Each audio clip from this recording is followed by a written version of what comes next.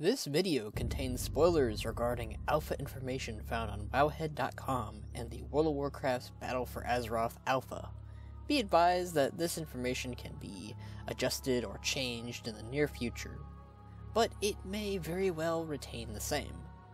World of Warcraft and all its music, cinematics, and characters are owned by Blizzard Entertainment. Please support the official release. If you do not care for these spoilers, you may stick around!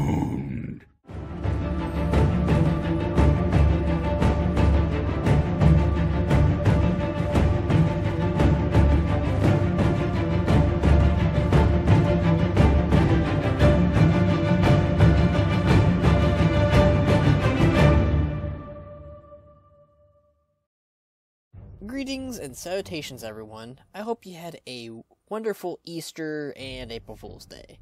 Or if you don't celebrate it, just a wonderful week in general. Now, with the alpha, there will come a great deal of discussions and topics with every inch of text found on it. And with these said files, there will be those who decide to make speculations, theories, or just assumptions based on such texts. Some of these speculations or theories or assumptions can be great, but other times they can be, a tread on a thread. And then break that thread into tiny several pieces, boiling into hot molten lava, and up until that thread is non-existent. A shit show, I tell you. A genuine shit show. Draenor Orcs joining the Alliance? They're orcs. Why would orcs join the Alliance? Are you serious? Are you? I could just list 5 reasons why that would never happen. Ah! My apologies. Ahem. Sorry about that. Just, got caught up in the moment there. Didn't mean to raise my voice there or anything. Just that the theory really riled me up is all. But anyways, I'll be honest, when the Draenor Orcs joined the Alliance theory started buzzing around, I thought it was just a joke, and then people started making it into a very serious topic, and that just, yeah, that clearly bothered me. Luckily though, the Draenor Orcs aren't joining the Alliance. Can't believe I'm even saying that. And are indeed a HORDE Allied Race. In this video, we'll discuss what we know about them thus far, and what their future might be. And while we're at it, we can geek out over how awesome they look and their unique armor sets. Let's begin, shall we? Starting off on what we know about these Draenor Orcs so far is that they're not from our Draenor, or what is known now as Outlands. Yes, while they are called Mag'har Orcs, Mag'har in Orcish means uncorrupted, and these orcs all have one thing in common. They lack the demonic blood that is in all of our current orcs back on Azeroth. Granted that there are those who don't hold this demon blood, but it is a rare sight to behold. Most of those guys are from Outlands, like Garrosh. These Mag'har Orcs are from Draenor, of an alternate universe that was created by Kairos Dormu, a bronze dragon who sought a way for the bronze dragonflight to regain their power. Rathian, who was one of the few remaining black dragons, who is uncorrupted and is constantly trying to keep Azeroth safe through any means possible. And Garrosh Hellscream, who at the time was recently dethroned as war chief and escaped into this reality, after escaping his trial. There's a book on it that you can read. It's a lot of information detailing it. In this reality, the orcs had never drank the blood of Manroth that was offered to them by Gul'dan, and in doing this, they were free from the Legion's control and that bloodlust.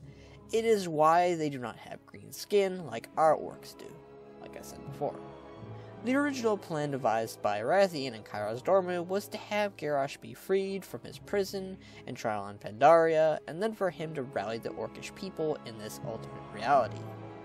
And they would then be made as the protectors of Azeroth from the Burning Legion. However, Garrosh wasn't exactly for that, and killed Kairos Dormu. Garrosh had his own ambitions and plans for these alternate orcs, and while he did in fact rally them, it was not to protect Azeroth. No, he planned to act upon Azeroth in vengeance with these orcs. Suffice to say, he was successful and even made his father, Grommash Hellscream, the war chief of this Iron Horde. he had daddy issues, so he wanted to work along with his father. While they would lack the benefits that Fel and Manoroth provided them, they would make up for it with the technological advancements that Garrosh had with him, plus the knowledge of their enemy through Garrosh as well. They would rally the Orc clans together and face Gul'dan and his masters and reject them.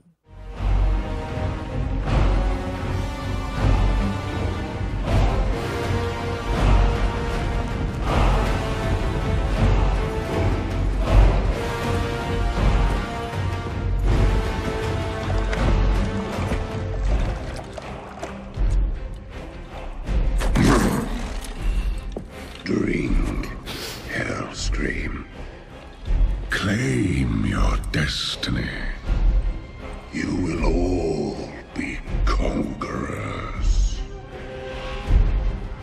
And what, Gul'dan, must we give in return?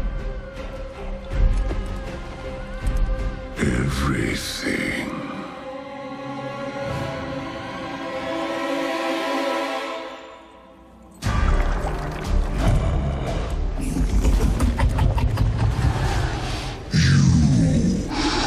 Reject this gift.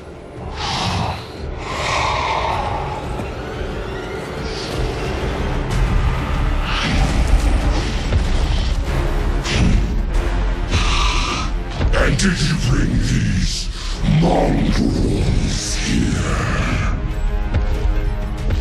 just to watch you die?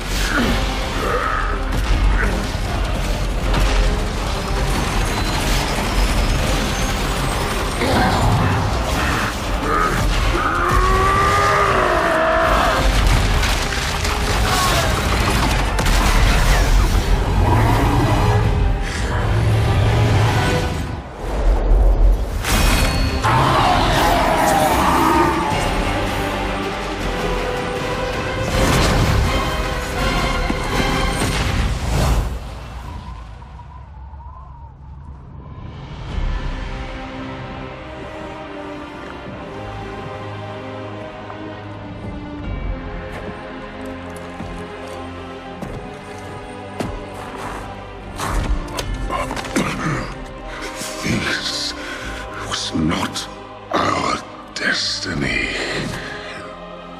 Times change.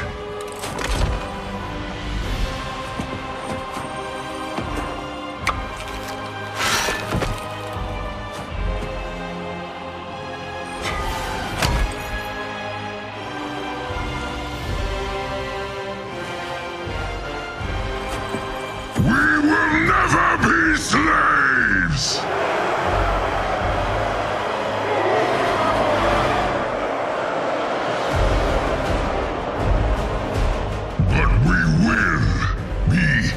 Conquerors.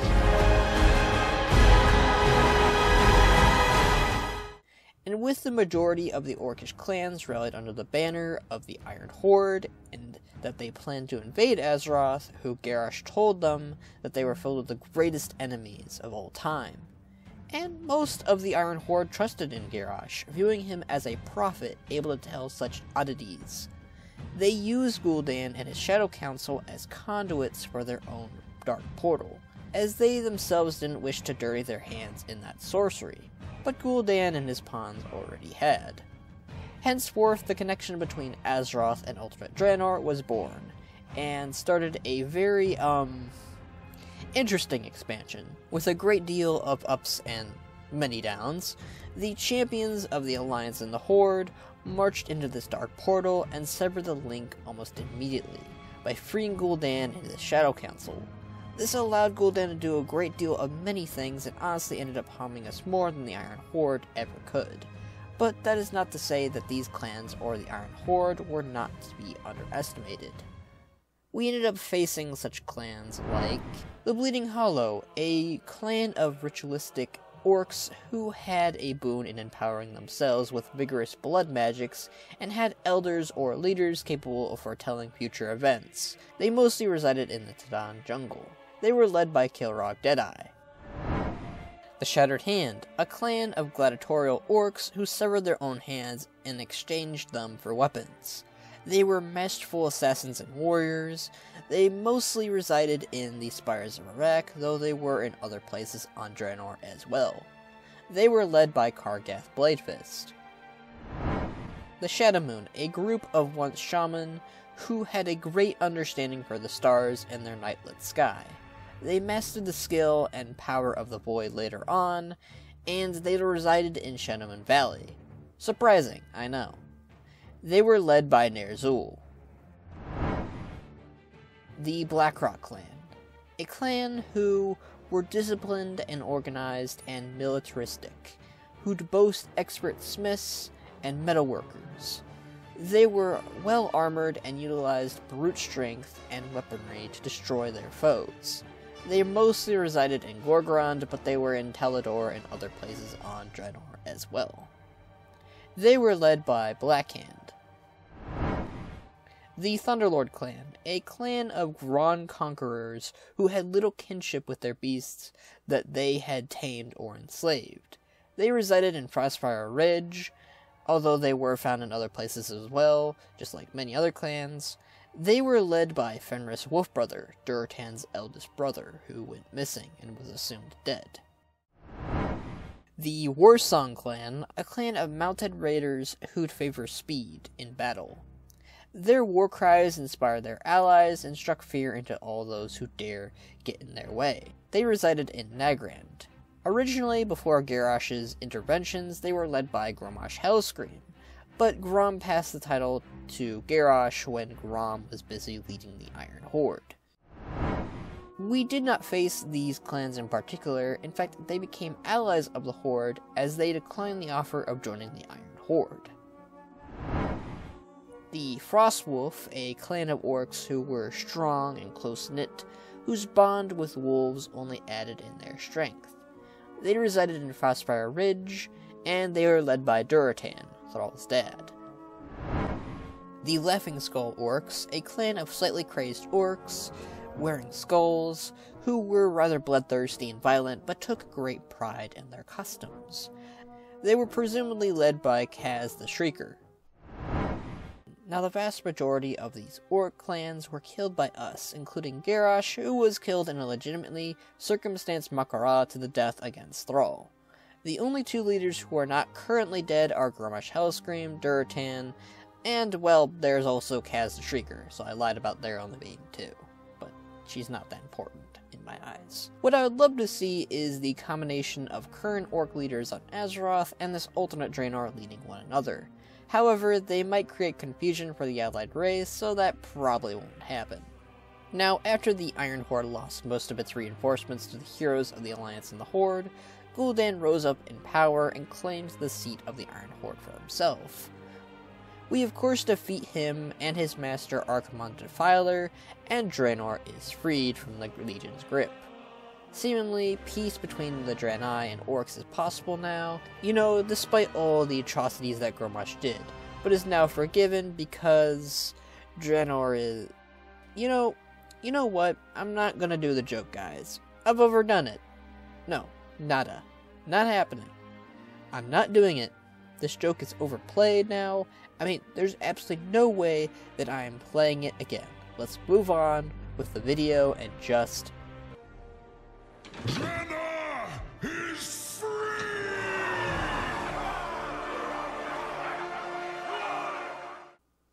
free! They're gonna hate me now. They're gonna hate me now, thanks. Okay. Thanks for that, really. But anyways, that's basically how Warlords of Draenor ends, and that was the last time we saw anything from Draenor. Until now, of course. Unless you want to count legions, profession quests, or something, but Now there seems to be actual time lapse between now and then, as the current dialogues data mined state that the alternate reality was actually sealed off by the Bronze Dragonflight, which does make sense since that's their job, but it was never outwardly stated. You would think it would have been mentioned somewhere, but nope. It's kind of just thrown in here out of nowhere. It's kind of weird, but whatever. I mean, if I was Blizzard, I would use the Timeless Isle as a way to kind of like both seal and open the way into the alternate Draenor, but that's me. We will now be covering the broadcast text on how the Draenor Orcs officially joined the Horde. This is between Eitrig and Sylvanas and the champion of the Horde. Totally called it, by the way, with Eitrig being the one who recruits them, while Saurfang is away. Hero, I believe you love the Horde as I do, but unless we act, I fear it will not survive this war. A mutual friend has suggested it is time to collect on an old debt. In doing so, we could add loyal soldiers to the Horde's ranks. Our war chief will need convincing. For this, I need your help. Come. I assume this mutual friend is Thrall, as Thrall was extremely active on alternate Draenor. However, it is always possible that this could be Saurfang or someone else. Not really sure who that someone else could be, but who knows. War Chief, years ago the Horde pursued the fugitive Garrosh Hellscream to an echo of the Draenor I once knew. In saving Draenor from Garrosh and the Burning Legion, this champion earned the trust of the Orcs there. They owe the Horde a debt. I propose we collect what is owed to us.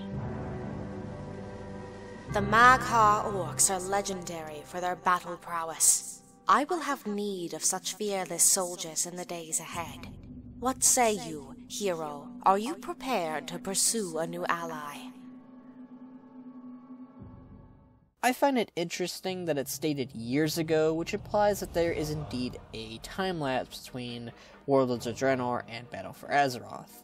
Somehow we also managed to convince the Bronze Dragonflight to reopen the rift, though I have the feeling it's not by the best of means, considering this sort of thing isn't what the Bronze Dragonflight approves of, though I could be wrong.